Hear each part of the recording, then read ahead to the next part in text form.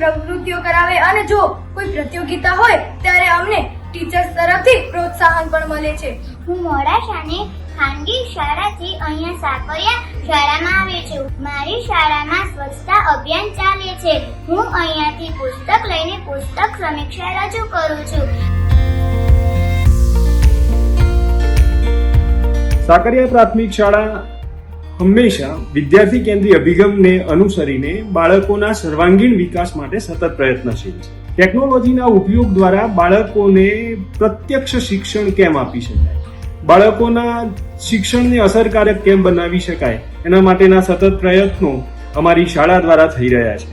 અમારી સમગ્ર સાકરિયા ટીમ ખૂબ સરસ રીતે બાળકોને વિકસાવવા માટે પ્રયત્નશીલ છે.